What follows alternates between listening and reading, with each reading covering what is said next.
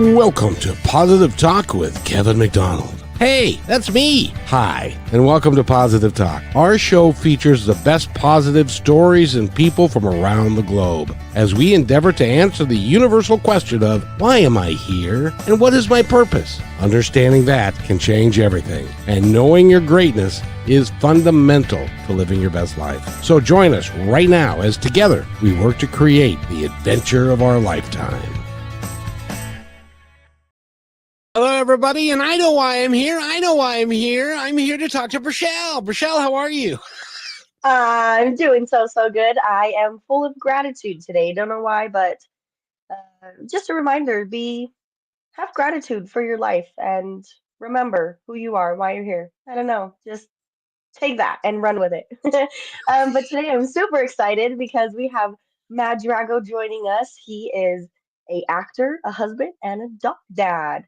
Thanks for coming on, Matt. How are you? They're interchangeable too. I mean, dog dad, Yes. you could put first if you really wanted to. You know what I mean? It's a very big Yeah. responsibility. Kevin, Brachelle, I'm really, really excited. Honestly, I love that opening. Like that opening, honestly, just sparks joy and positivity in my heart and beautiful words to open the episode. So let's get going. This is going to be great. Well, and you've been on the show before, but you haven't met Brachelle yet, and Have not. she adds a lot to the presentation, and I'm just so thrilled that you just apparently we didn't suck all that bad because you came back. You guys are awesome. Honestly, I have a lot of fun talking with you. I just feel like I'm like, just shooting the shit with a friend, Yep. And you are, except for that one word that you cannot allowed to say on TV. Shooting the Exactly. And Brachelle, do you have his bio sitting there in front of you? Yes, of course I do, Kevin. Well, tell us who, because I told you that he has a movie out. I believe it's called Somewhere in Montana. Am I correct in that? Mm-hmm. And by the way, you have no idea how I pulled that out of my, where. And so, and so we're real excited to have you here to talk about the movie, also your career and who you are and where you're going and all that stuff, because you are a special person. You know that. Thank you. That means a lot. I appreciate that. I think that you guys are too. I mean, you're doing a positive talk radio show, and honestly, for where we're at in the world, we need a lot more positivity. So kudos to you both. Boy, I tell you what, it's hard. I don't know about you two, but I used to be a news junkie, and I watched news and it's hard. It's now hard to watch the news because so much weird stuff is happening and so much disrespect, so much hate, division, and fear. It's just not fun. So that's why we want to have you here, because you're a movie guy and you make movies that people don't have to watch the news. Yeah, and honestly, the film that I'm in right now is very much in line with this. It's about kind of going into really the core of the argument and the core of the divisiveness and the core of the negativity and trying to find some positivity in it. So yeah, I know that we're gonna go there today. This is gonna be really really good, really really good. Yes, Well, we always and have so much fun. And also following that is you both just kind of touched on that, but I loved how you shared with us that acting is one of the best ways to connect to the human condition. Um, what do you mean by that?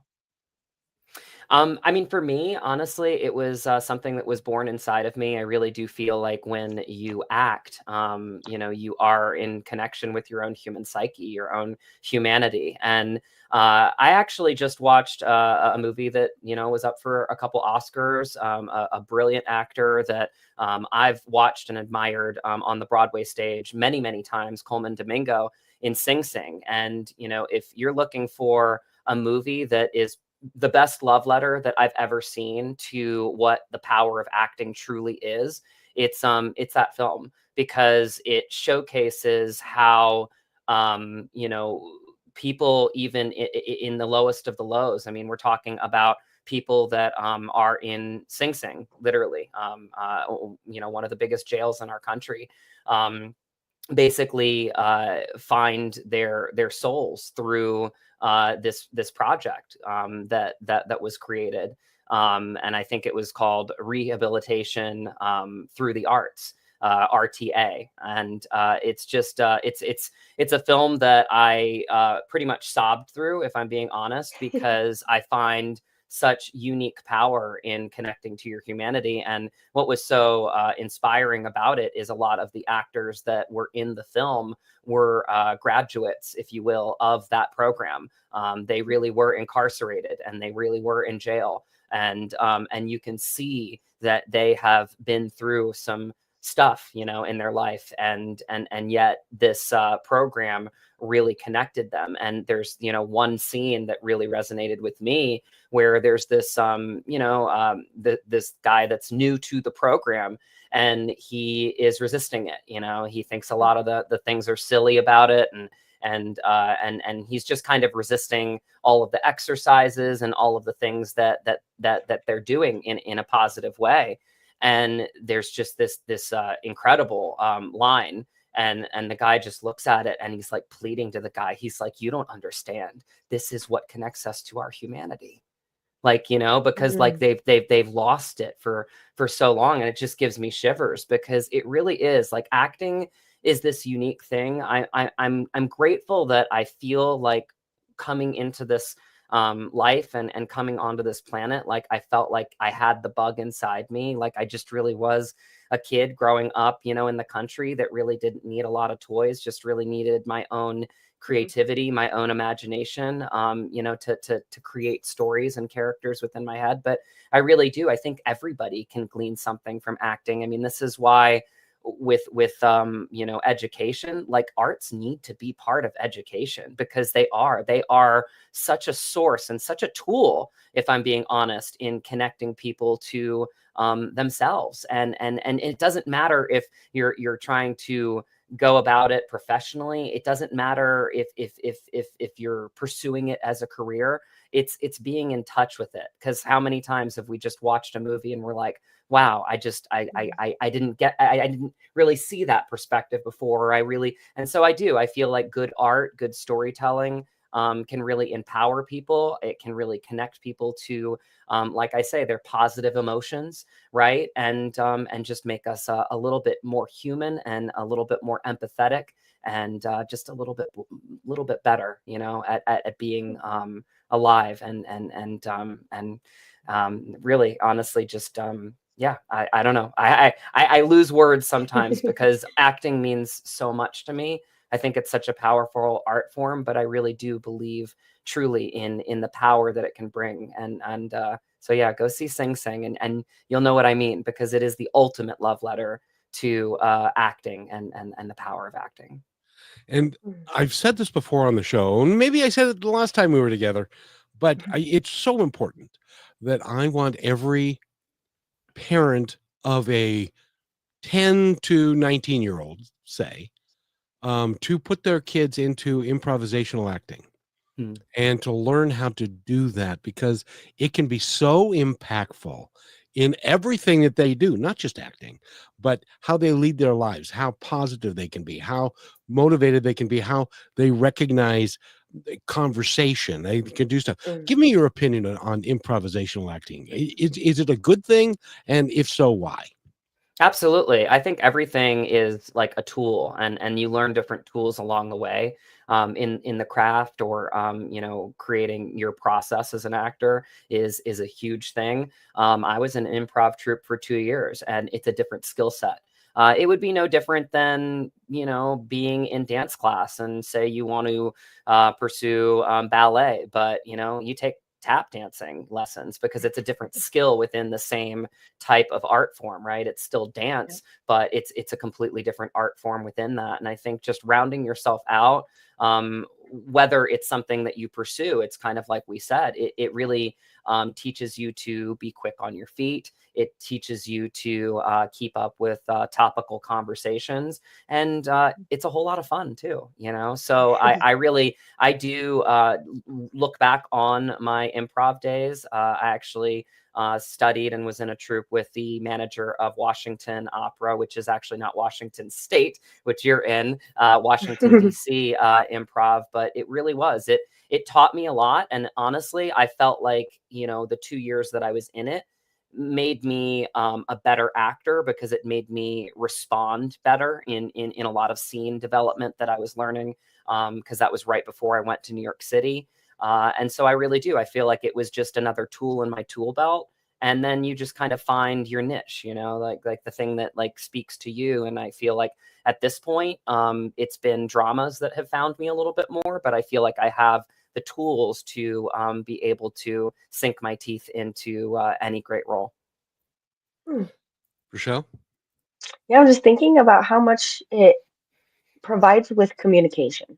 Like we throw around that word kind of a lot, but when you think about it, it is the essence of our being. How we communicate with ourselves, how we communicate with others.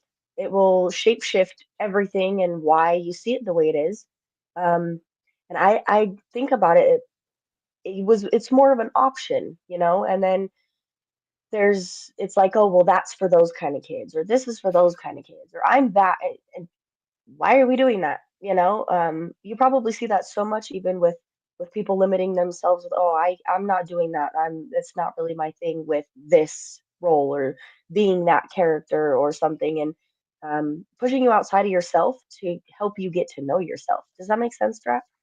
Absolutely beautifully said. I mean, it really is. It's one of those like things where it's just it's expanding your mind, right? And Yeah. it's bringing new perspectives to something that you love to do, but it gives you a different platform to do it, you know, because improv, like, I mean, you could be in the school hallways, and you know, a couple of you could get together and do a little skit in between classes, which we did, by the way. Or you could be up on stage, you know, right? So Yep. it really is. It's those little moments. And I mean, I hearken back to my days in New York City all the time. I mean, you're completely surrounded by artists at all times, because it's a, you know, very dense city, right? You're around people, but yeah, you'll be going down to the subway, you'll be seeing somebody, you know, playing an electric guitar, you'll be seeing someone singing opera, you know, next to Lincoln Center, you'll be seeing somebody, you know, beating on you know, drums, or just using buckets on the street. It's that energy that I feel like all like makes us all better, right? And that's kind of where I say, like, you know, defunding the arts in schools is dangerous, if I'm being honest. Like it's dangerous, because it really does disconnect us from humanity. And frankly, in the times that we're in right now with technology and social media, and younger generations, you know, just living really their lives in a world that isn't real, right? You know, so that actually creates another dynamic of why art is so important right now, why our humanity is so important, because we need to be connected to ourselves. And I know that sounds silly, but like human stories matter. Like they Yeah. absolutely matter more now than they ever did. Like we need to combat, you know, technology. I worry about generations that are younger than me at this point. Like I don't want them to in 20 years go to a movie theater and be like, Mom, Dad, there's this crazy movie right now that like it's got people in it, you know? And it's like you need to see, and as crazy as that sounds, like it's not out of the realm of possibility, right? And that's why like we're laughing about it now, but like it really is. It's a real thing that's going on with AI. I mean, I've seen some of the stuff that AI can do. I've seen some of these like, you know, elite programs that are $3,000 a year called like Sora, that like can really, like if you wanted to, the other day, like, you know, my wife was playing around with it, and it was like, we put a Bichon on a surfboard, and it like created a video within like a minute that looked like a real Bichon, because we have a Bichon. That's my dog dad part. You know, that you know, like was surfing. And I was like, I mean, that's cool. And we need to probably address the fact that we can utilize it to be more productive in terms of it being a tool, but limiting it to being a tool. Because again, once you give away your art and your voice to a machine, I think that is seriously one of the most dangerous, debilitating things that we can do in the future of humanity. Are you familiar with the new Snow White movie that came out? Yes. And when we come back from this break, because we need to take one real quick, I want to ask you about that because they use a lot of digital stuff, and in fact, the dwarfs. Which do you remember the Wizard of Oz? Ding dong, the witch is dead. They were all midgets, and that were in that movie, and they were actually all real people. Now the seven dwarfs are generated, and they're not real, and I hope that's not where we're going, but I'm going to ask you when we come back, is that where we're going? At 67 years young, I never thought I'd feel this good again. But thanks to Purium's Ultimate Transformation Lifestyle, to date, I've lost 37 pounds and gained energy, confidence, and a whole new outlook on life. This isn't a diet. Purium is a complete lifestyle change, giving me all the natural, organic, nutrition-packed superfoods that fuel my body, crush my cravings, and help me burn fat naturally without starving myself. No gimmicks, no guesswork, just a simple, proven system that works. Superfood shakes, detox support, and real results. If I can do this at 67, imagine what you can do. It's your time to feel better, look better, and live better with Purium. Let's do it now, and let's do it together. Go to www.positivetalkradio.net and click on the Transform You to get started. That's positivetalkradio.net. Transform You.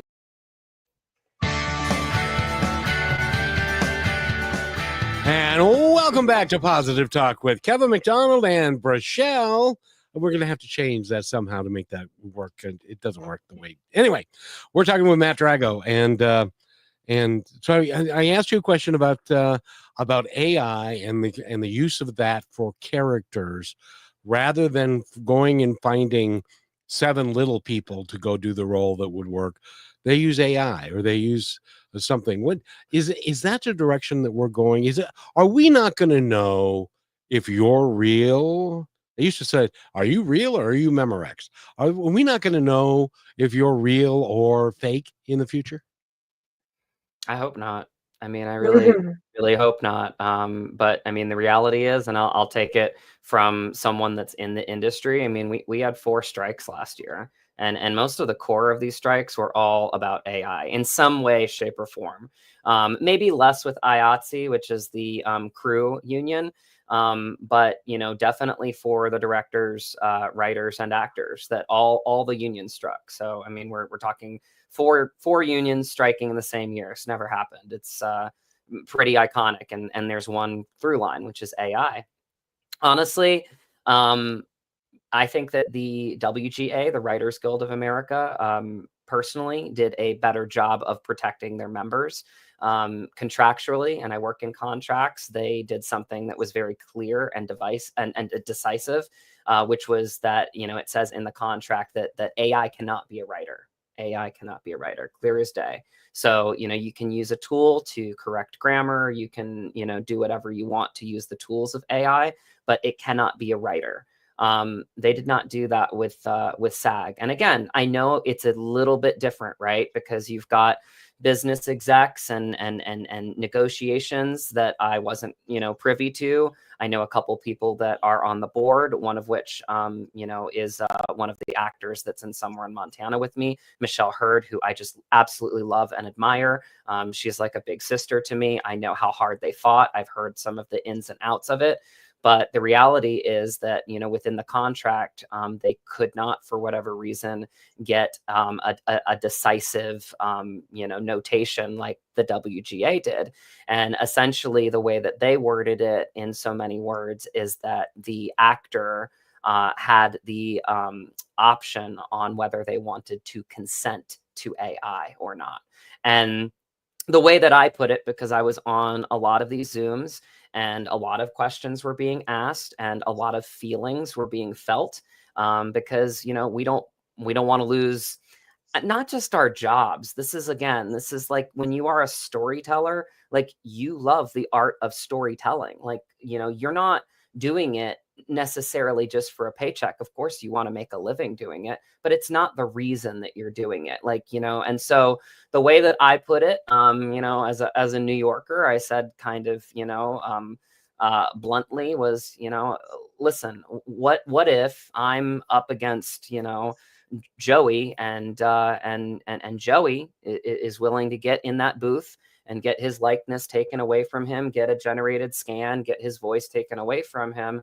And I say, no, like, who's going to get the role? Right. So we're really going to be in very vulnerable situations, I believe, as actors, where there are going to be certain people that maybe do, just for lack of a better phrase, want a paycheck and are willing to just say, oh, I don't have to show up to set. I don't have to drive. I don't have to do this. Like, you can literally just scan me and have me be in this film and I don't really have to do anything. Sure, sign me up. But that's not why I got into acting.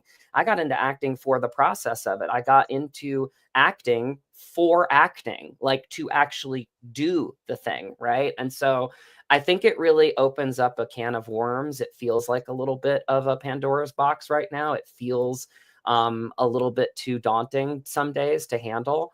And to your point, Kevin, you brought up the seven dwarfs in Snow White.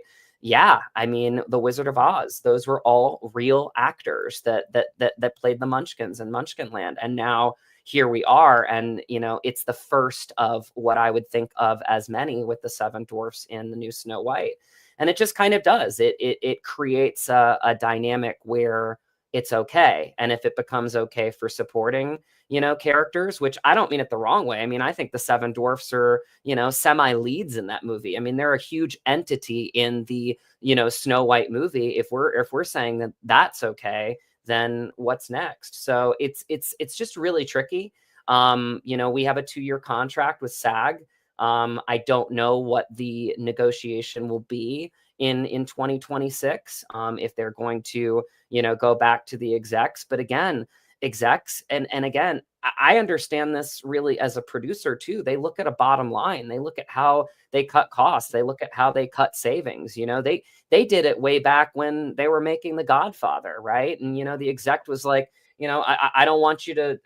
I'm going to take this 40 grand away from you. You can't go to Sicily. And Coppola was like, we have to go to Sicily. Like, it is a core element to what I'm trying to do here. And so, nowadays it's like with AI, as these tools get better and better, which they will, it's going to become more and more of an issue, because the artists that want to create art from themselves are going to be like, well, let me be an artist. Let me tell these stories. This is what I love to do.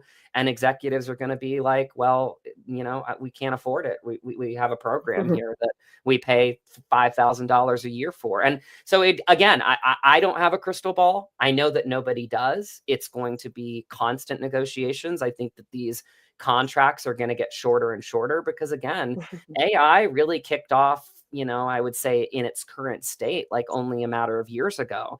And, how quickly it's growing and learning, and how quickly these programs are developing and growing. And so, and they don't sleep. They're 24/7, 365.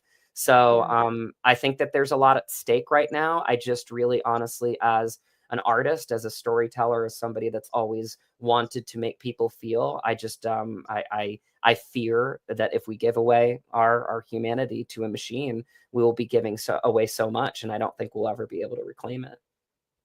Mhm. Yeah, so thinking about two things. One thing that you said is I thought about how it helps us work together. When you're acting with somebody, like a real person, you have to learn how to, interact in different ways as who you are, who you're playing, also, for whatever role they're playing. And then on the other half of that, it's like, how are we going to learn to accept each other and be open to supporting each other's differences if we don't have that? Like how you said, there's in New York, you see all these different kinds of people. Yeah, maybe you're not a drummer, maybe you don't even like opera, but to accept that for what it is and honor somebody for the gift and the talent that they have that they love, it's like kind of taking that away from us. Like where does it put our character? Because you're supposed to have hobbies, and when your hobby becomes your passion and that's what you want to do for your life, and that gets taken over by something digital, I could only imagine really how much emotion that probably brings to the surface for so many different reasons. So insightful. I mean, and honestly, it's the consequence. It's the consequence of, again, letting go of humanity. I mean, we're talking about art all the way back to the hieroglyphics. You know, this is Yeah. how we communicate. And if we let, you know, a machine intercede with how we communicate to each other, because again, I think that good art like really does. It connects us. It connects us in a way that nothing else can. Right. You know, we all watch movies. We all, you know, turn on the TV. We all go to the theater. What do we do that for? What's the point? What's the point? We do it to feel. We do it to feel something. And I don't think that you're going to be able to get those same types of depth of story, depth of Mm. character from something that isn't alive. And I think that that's something that you said that I picked up on. I think it's why a lot of actors are going back to theater right now, you know, because I feel like a lot of actors are kind of going back to the beginning, you know, and even Denzel Washington, who just opened on Broadway in Othello, you know, he came out and he said, like, I'm a stage actor that does film, which for him to say something like that is pretty extraordinary in the times that we're in, because he's one of the best film actors of all time, and yet he still understands what his roots are. And you know, I think that that's something that, again, I am very fearful of. And I'm not just fearful, to be clear, about my job as an actor. I'm one actor, I'm one person.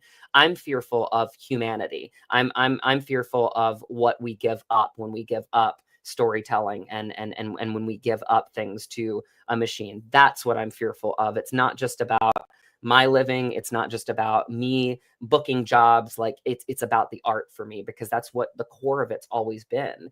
It's been about being in films like Somewhere in Montana, and having real actors that I've had real conversations with, and that, you know, just ability to be on set and just collaborate. I mean, that is just, honestly, when I think about being even on set in Somewhere in Montana, like, I feel like I've already won with that film, because it was such a unique and rich experience. We got to experience the town. We got to experience so many people coming up to us and saying, like, how important it was for a story to be told in their little corner of the world, to give them a voice, right? We're trying to give people a voice a lot of times in art. And I don't think that anybody can give, you know, humanity a voice like a human can. And I know it's like I'm saying things that sound really silly right now, but it's because they are. But that is the kind of conflict that we are under right now. Well, and I just want to just point out this one thing, because, you know, I don't know if you've seen this movie. It was done years ago, and I think Richard Burton was in it, and that's years ago, called 300 Spartans. And it was about Sparta fighting a battle in a pass, and there were lots and lots of other, you know, on the other side, but it was real. It was all people. And then years later, this show came out that was called 300, which is a retelling of the same story. And they had elephants and they had all this, and it was like, no, no, no, you can, that's not real. That was all digital and stuff. So it wasn't the same experience. Does that make Mhm. sense? It 100% does. I literally, I mean, just I got a really bad flu, like the flu bugs going around LA, and I literally just like watched all the Scorsese movies and a bunch of, like, you know, I binged the Godfather, because it's my favorite Sicilian actor from New York City. I mean, what can you say? But it really is. It's like, and then I even watched like the old Batman movies, the Tim Burton Batman movies, and like they're not gonna make those anymore. Like the way that films were created back then, like that has already changed. Like, that's not going backwards. So there is an evolution to art that I understand, and that I'm trying to you know, like, have like humility for, because things do progress, things do change, but we need to keep some sanctity to it as well. I think that there is, you know, like a religion that we need to put into art, where we're just basically not willing to cross this line. I think Kevin, you're so insightful for bringing up the Seven Dwarfs, because I feel personally like that's crossing a line. You know, that feels like characters. And I think that was a really, really great point that you brought up.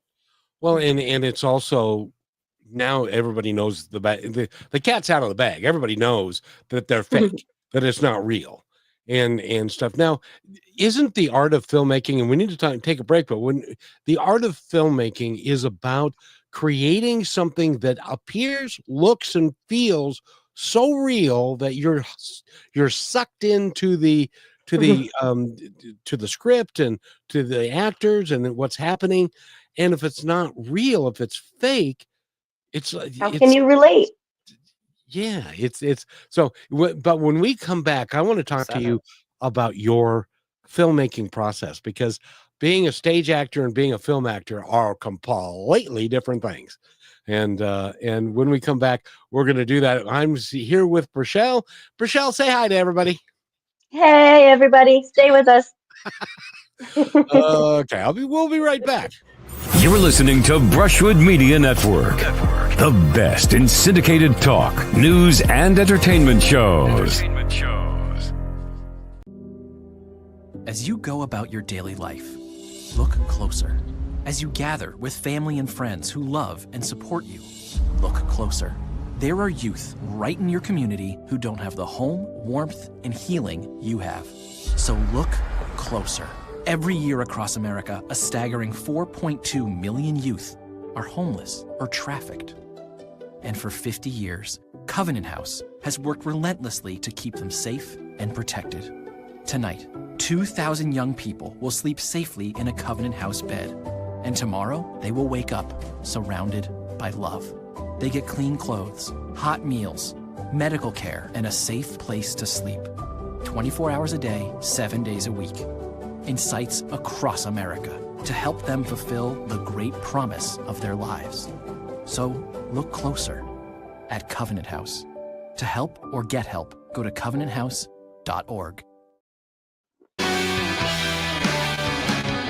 And welcome back to Positive Talk with myself and with Brichelle. She's right over there. She is. How you doing? Hey, I'm good. I have a question. I know this is maybe okay. I loved the Oompa Loompas on Charlie and the Chocolate Factory. No, Willy Wonka. And then they made Charlie and the Chocolate Factory. Are all of those are still real, right? Or are they fake? What? Tell them. You mean the second the Willy old Wonka or the Charlie and the Chocolate Factory? the one with Johnny original Depp? Oompa Loompas were real, yeah. But the new one that came out, are they real? The one with Johnny Depp, they used one actor and they replicated him. Oh, well, I can work with that. A little bit of real, a little bit of fake. Yeah. So Okay. Brichelle, I want to tell you this part. The difference between stage acting and movie acting is stage acting, you have a script and you have blocking, and you're going to do the same thing the same way every night with small variations and stuff. And so you can get into that and to do it.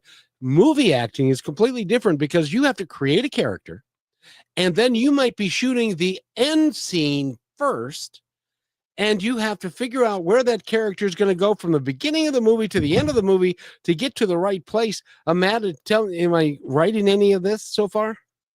Yeah, no, I mean, it is. They're both uniquely challenging in different ways. I mean, I say that theater is live, it's alive. You know, you can have times where you grow and evolve because you're doing, you know, the same reps over and over again. And so different cast members, I do think that they try different things sometimes because they kind of become more the character, and they do, you know, obviously stick to blocking and things like that. You know, film and TV is way more technical, and it's so different. You know, every set is different. You know, we talk about like indie films like Somewhere in Montana. Like it's just it's like the gold standard of being an artist when you're on location and you get to be around, you know, some great cast and crew for me, it was a month and a half I was there.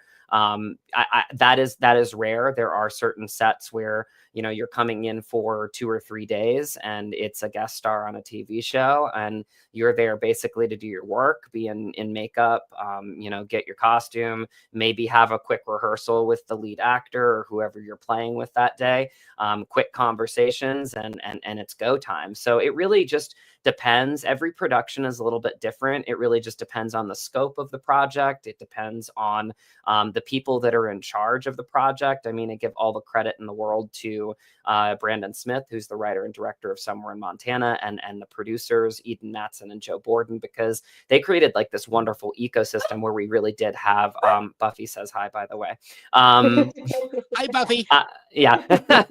Where they really did. They gave us a lot of time and space to, you know, really become a family. Because I think that Brandon felt like that was really integral to the story that he was telling.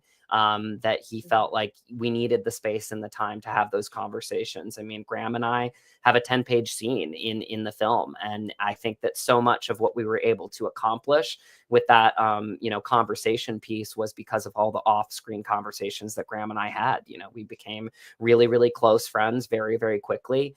He's the first person that ever called me mate, which is a sign of Scottish camaraderie, which just meant the world to me, you know, because it really did. It showed that like, real connection that we had in telling a story about really two dynamically different characters from two different worlds that were thrust upon each other, to try to figure it out, to learn how to respect each other, which in my life I've found is the highest form of love that you can give somebody. And so I credit, you know, each individual, like really that's in charge for different productions, because I think that it really dictates the way that the production is run. But to your original question, I mean, yeah, theater and art, at theater, live, alive, you know, film, you are shooting out of order. I mean, my character's tempo in Somewhere in Montana is all over the place. The editor, even when he edited the film, said you had the hardest you know, job in this film, because you are the main outsider that comes into, you know, John's world. And there are so many tempo changes that I'm trying to figure out. I think a lot of what I leaned into for this role is the first time I've ever gone full method approach. And so I really felt like there was an alignment between Fabian and me. He's the first character that I've ever truly fallen in love with. And so I felt like, you know, for method acting, I mean, it really, it comes down to a lot of different elements. You hear, unfortunately, the bad versions of method, but Lee Strasberg created a dynamic practice. And actually the acting teacher that I studied with, Terry Schreiber in New York City, worked and was friends with Lee Strasberg. And so, you know, you basically need to ground yourself in yourself, and you ground yourself in the character, but then you allow that alignment to happen at the same time. So it's not like you're going around staying in character and being weird all the time. It's that you know how to ground yourself and really bring yourself to the character, and you do certain things to make yourself look and feel like the character. And so I lost 25 pounds for this role. I hired a nutritionalist, and I really did. I wanted to make sure that I was doing it healthy. I did, you know, 5 small meals a day. I did little kitchen and cardio, you know, and again, like that's in the character, because I felt like this character forgot to eat meals. He was hyper driven, you know, and so for me, you know, film acting is incredible. It's beautiful. It's a collaborative art. You know, you are even more collaborative when you're in an indie film, because again, the crew is so small. You're asking a gaffer, you know, or two to do what usually a team of maybe 15 or 20 or even 100 gaffers would do on a big budget film. You know, your sound design is a boom operator and a mixer, you know, and so and the production designer, right? So it's like, it's just a sum of the parts. I think, you know, acting obviously is my first love. It will always be that, but I think even more so, I love collaborating. I love being around masters of craft. And when you're on a film set, I mean, it's just, it's magical, because you have that time to really appreciate, you know, how Jason's hanging that light so eloquently on the barn to make it look like the moonbeam is coming through in that scene, or how Travis is able to get that sound crisp and clear with Megan holding the boom when you see that, you know, big storm system coming in over the mountains, or every little thing that's in the frame is so articulately put together, and Kristen Boyd did an incredible job at that. So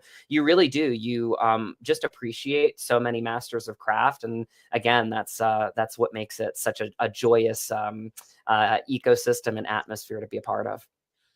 Oh, go ahead, Rochelle. I have to. You touched on it just slightly. Just we don't have to talk about it necessarily, but I love how you pointed out. The only thing that's going through my head that whole time is screaming at me is how much people will change to be in that role. AI can't do that. We can't understand a machine and why it is able to be 300 and different people at the same time, but for each other, like you just said, like you yourself had to become what that role was and what it acquired and how it changed you. Like I bet you feel so much better and you maybe have more energy, you feel stronger and you really fit that character. But I think about that the things that people go through and have to achieve, not just mentally, but physically, spiritually, all these ways, like cutting your hair and all these extreme things just to match a character and being willing to do it because they allow the alignment. So it really is, it's crazy to me. And that ties into the humanity side of what it even is. Beautifully said. I mean, it really is. It's just, it goes back to the work, right? It goes back to, Right. great actors like Tom Hanks saying, learn the Mhm. lines, make some choices, do the work, show up on time, like very pragmatic, right? Al Pacino, my favorite, one of my idols growing up, saying basically the way that he puts it is have a vision, and I think that that's really powerful too. And you have to figure out specifically the tools to get you there. And, for me, there was a point where I was just kind of like, I like Matt likes to, again, lift weights. He likes to drink his protein shakes, but it just wasn't right. And it really made me feel a little bit disconnected from him. So it's doing the things that you need to do to, again, serve the material, because that's the actor's job. And that's something that I take pride in, again, not just being an actor, but being a collaborator, appreciating, the hard work that's being put into, especially in production. I mean, I say this all the time, but crews are what make films great. I mean, they really are. I mean, they bust their butts on set, and they really do. I mean, they're doing all the heavy lifting.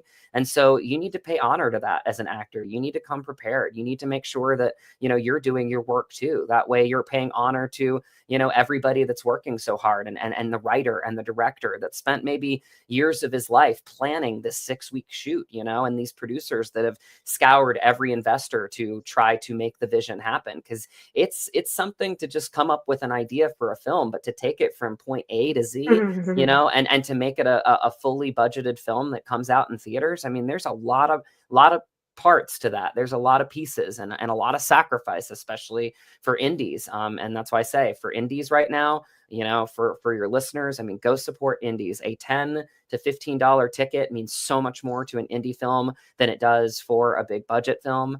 And again, part of it for me is these types of conversations that I'm having with you, Rochelle and Kevin, because it's putting the voice to the character. It's putting the really just kind of the story behind the film that we created, and really just paying homage to it. And so that's why these conversations are so rich for me, because again, you are a sum of all your parts, and that's what makes film and art so beautiful.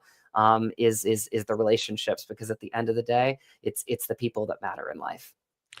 And I got to ask you, because somebody's asking me to ask you, you've done all kinds of parts of being an actor, and I would think, and I don't know this, but, well, yes, I do, because I played Petruchio on stage, and at one point I was supposed to kiss Kate, and I didn't like Kate all that much, and but have you ever had to do a scene with somebody that you're making out with, or having that you genuinely don't like? Now that's acting. No, I haven't. I haven't, but I will, bring up a story. Cause I feel like I've always maybe it's just my mentality, but kind of tried to be the bringer together of people if I feel like there's dissonance on set or on tour. One of my first professional gigs, from New York City was a national tour, and it was a small cast and crew, and we would bus and truck it around the country. I think we had been on tour for maybe 2.5 months at this point. And it was interesting because the executive producer, who was based back in New York, at one point got in touch with me specifically. And I don't know if it was just that he felt like it was my mentality to try to bring people together, but there was a real divide between a lot of the people in the cast and crew. It was really kind of getting ugly at a certain point, and I stayed out of it, even if I had to be in the back of the bus, with my headphones on, blaring Eminem, like whatever it was, to just kind of tune everything out. Yes, absolutely. Absolutely. Lose Yourself is my audition hype song, guys, just so you know. Like, I love that. You got to, like, I'd be blasting like, Eminem before I'd be going in to sing my 16 bars on Broadway, but yeah. I thought you ate M&Ms. What? I thought you ate M&Ms. I do eat M&Ms too, but I also I don't know who Kevin, Eminem I'm is. gonna I'll send you that song. I can't wait to see his reaction. I'll record it for you, Matt. Please do, because I think, Kevin, it's probably going to be your hype song before you get on Positive Talk Radio every time. You're just going to lose yourself. Yes. You know what I mean? Let's do it, Kevin. We're gonna make it a ritual, and I have to shout out my dad. I told him earlier on the phone, please make it to the show, listen to it. I get to meet him, and I'm excited. So he made it, and we love you. Thanks for showing up, Dad. That's awesome. And I want you to continue that story, but I need to take a break real quick, and then continue that story about eating M&Ms and listening to him at the same time. No, that's not it. But I love our tangents. I really do. Can I just say that? I don't know. I have just a weird sense of humor. That's all I can say. We'll be right back. Last week, Brandon met a girl on a dating app. One day after work, he finally found the courage to ask her out. No answer. He started to panic. Was he being too pushy? Maybe it was too... Hey, sorry I didn't respond. I was driving. I would love to go on a date. How does tonight sound? Brandon tried to play it cool, but inside he knew. A girl so smart, so responsible. She must be a keeper.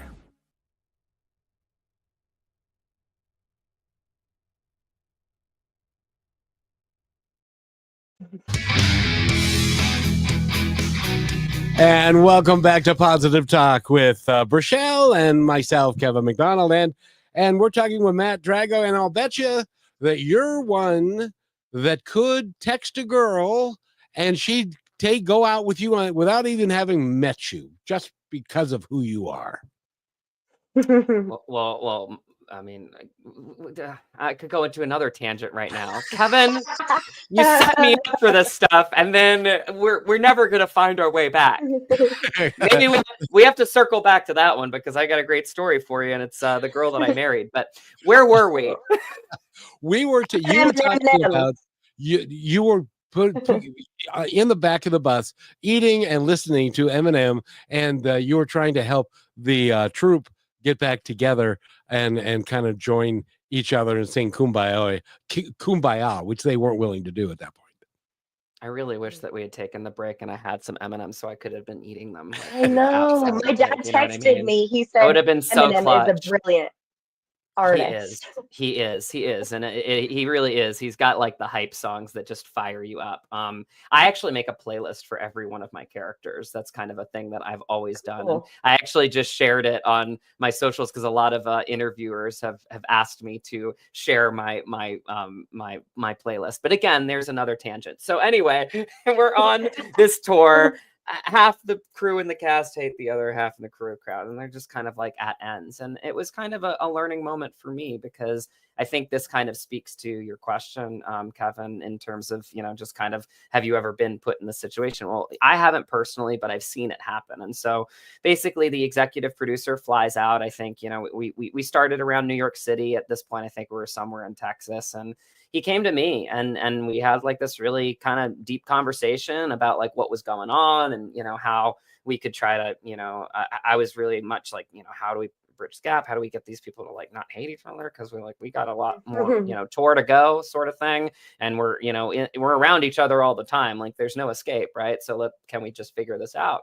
And I just kind of went through everything with him, and he said, Matt, you're in the big leagues now. And to be honest, like there are just going to be situations in the big leagues where people just don't align. They don't get along, and you still do your job, and it's not your responsibility. I really respect you, and I appreciate that you really tried.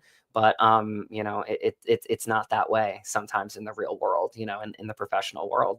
And it meant a lot to me. And at that point, I gave it probably a beat, maybe a week or so, just to digest it. And there was a 2-week notice that you could give to get out of the tour. I gave them, I think, 4 or 5 weeks. I just kind of decided that it was my time to just kind of move on to the next job. And I think I flew out of like Sacramento, so I made it, up the coast and everything like that. But I wanted to respect, him, because he had, made an effort to reach out to me to give him time to recast the role and everything like that. And, just a really meaningful conversation, because there are going to be times where, you don't get along and you still have to do the work. I am so grateful. And when I say this, I mean it to my core, that the cast and crew of Somewhere in Montana, we really became a family. And I had just this feeling just going into it that we would. It felt very early on like a story that was bigger than all of us, and we would tell it, and we would tell it proudly, but we really couldn't get enough of each other. I mean, again, we got our dinners together. Graham and I would have our little, breakfast dates at Betty's Diner. We would go hiking, and we really did. We just kind of became this really tight-knit group. And I think it really spoke to the outcome of the film because of all these relationships that we developed off screen. Exactly. Now, you said it, and you said it was another tangent, but it involves your wife, and so I have to ask, because they're asking me, okay, Matt, tell the story of the wife. Yeah, so we actually met in a 12-person acting class in New York City. And it was a crazy situation. Again, Terry Schreiber, who I got to call him and just thank him for everything. I haven't talked to him in a while. He got Edward Norton his start. He's gotten a lot of actors their starts. And again, he was just one of those just true lover of actors. His studio on Chelsea and on 26th Street was just kind of a haven for me growing up. And really, he was a real dynamic force in really my life and really why I'm here talking to you right now. And it was a 30-minute conversation one day when he brought me in. Again, I'd been in studio, a little 12-person acting class with him for about 2 years. And I waited for about 6 months to even get into his class because there was such a wait list. I just really wanted to learn and grow and figure out like the best tools that I could use. And I'd heard that he, taught all the methods. Like he taught Stanislavski, Meisner. I've studied kabuki training, which is a Japanese art form to really get into the body, and method, which I really wanted to get into. And again, developing your toolbox, like we kind of talked about with improv earlier. So, it was a 30-minute conversation. I was really close to a lot of Broadway, shows, listened to my Eminem right before I went in, and I just came up short, for a lot of them. Again, that's really difficult sometimes when you are on the precipice of something. It's almost harder than kind of going in and not being right, but you did the work and you just weren't a good fit. Getting very close and almost tasting it, for probably about 6, 7, 8 Broadway shows was weighing on me, because it kind of made me feel like, is this ever going to happen? Am I ever going to get my shot? Right. Because again, actors, whether they're unknown actors, whether they haven't gotten their break, it doesn't make them any less of an actor. I mean, some of the best actors that I have seen in my life, hand to God, have been in Terry Schreiber's class. And I really do mean that, like just performances that would floor you, because it was just such a safe space where we, took insane risks, and when we protected each other and we felt for each other and we were there for each other. So it was just a really nurturing environment. So this is like, a grandfather figure for me. He brings me in one day, he sees that I'm bummed, and it was a 30-minute conversation that changed my life, and he really did. He looked at me and he said, I don't want you to give up on yourself. You know, I see a lot of promise in you. I always have. I see how hard you work. I see your fight. I see your tenacity. I see your need to grow and evolve as an artist, as an actor. And, you know, sometimes I say this to certain actors, maybe, you know, it's just not the right medium at the right time, meaning that I needed to pursue a little bit more TV and film. And this is, mind you, an acting coach that lives and works in New York City. And, you know, him saying that to me, if I left and went to LA, that means that I'd be leaving his class. Right. So, you know, again, the money that I was spending every month to be in his studio, you know, wouldn't be spending anymore. And it showed again how much he really loved actors, and he really wanted people to find their path. And that was more important to him than, you know, making another, you know, sale, so to speak. So, just a wonderful conversation, and unbeknownst to him, right next door, there was a 12-person acting class that I was doing at the same time, taught by the lovely Peter and Diane Miner. Peter was the director of One Life to Live for about 10 years, just a really wonderful married couple, and they taught film and TV, you know, acting. And so it kind of felt like maybe I was already on the precipice of maybe pursuing a little bit more in TV. Well, I was paired together with a girl named Laura, and she wasn't at the first class because she had already taken it 2 times before. And I went up to Peter at the end and I said, so, you know, you want us to get together, run this? Like, how do you go about this? He's like, yeah, just call her up. Like, you know, try to run the scene, but don't run it to death. You know, I still want it to be fresh next week, and make some choices and get off book and blah, blah, blah, blah. And so we met up, and he came over to, or she came over to my apartment. And you know, I'm fumbling through the script and I'm fumbling through the call sheet, and all of a sudden I look down and I say, hey, where are you from in Virginia? Because I have a 5-4 area code. And she looked at me and she said, Front Royal. And I said, excuse me? And she said, Front Royal, Virginia. You heard of it? And I looked at her and I said, I'm from Front Royal. And again, like small town off of Route 66, like that, you know, only really somebody in that area would know. I mean, we didn't have a Starbucks at the time, just so you know how small it was. I mean, maybe 12, 13,000 people. And, you know, she looked at me and she's like, what? And I was like, yeah, my dad's the karate guy across from the Main Street Cinema. I know this person. I know this person. And I looked at her and I said, well, what about you? What does your family do? And she said, my family owns the Apple House, which is a small little family country store off of 66 that only somebody in that area would know.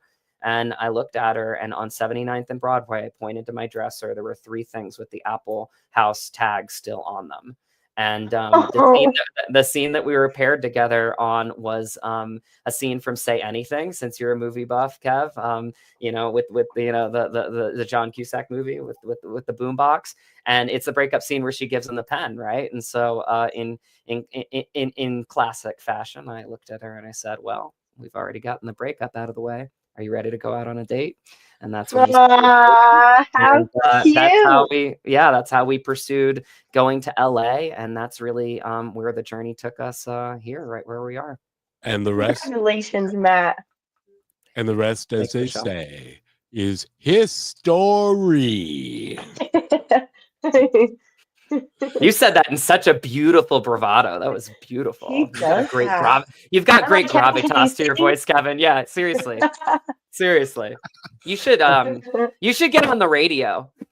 I maybe will someday if I can think. But you know what I've got to do is I've got to have great guests, and I've got to have a great co-host. Wait a minute. I've got those. We're on the radio already. That's great. Amen. Amen. We're we good. love it here. Exactly. And Matt, we've just got a minute left. And Rochelle, ask him the last question. Yes. Is there anything on your mind that you'd like to share with our audience before we go?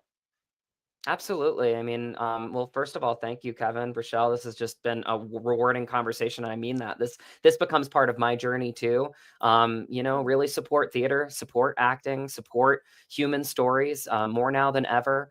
And if you want to follow me, my journey, Instagram is pretty much the only one that I'm active on, at Matt Drago, Drago. From there, you've got my link tree. It's got my actor website, mattdrago.com. It's got my production company website, dragonhunterproductions.com. Fun fact, my wife's maiden name is Hunter, so Drago and Hunter makes Dragon Hunter Productions. That's where we got it. And yeah, right. It's got my IMDb if you want to look at my past and future projects. But again, Kevin, Rochelle, this has just been a really wonderful, rich, rewarding conversation. I thank you so much for having me on today. This is more fun than humans should be allowed to have. Rochelle, anything before we go? No, just thank you for your time and keep at it. Really, the people are going to be inspired. And I mean, if you can do it, we all can do it. And Amen. the reward is just beautiful. So we'll have you come back and we'll continue to do it and check in all the time. Buffy agrees. Yeah, we love you, Buffy. and Matt, I'm going to take us out like Clint Eastwood, as the director, would take you in when you're about ready to do a scene. And he would go, okay, go ahead. Thanks for listening to this episode of Positive Talk with Kevin McDonald. Our purpose is to provide everyone with a positive, entertaining, and educational experience. I would love your feedback and comments about the show, including possible topics and great guest suggestions. Please email me at kevin@kmmedia.pro. And remember, be kind to one another because each other's all we've got. That's Kevin@kmmedia.pro.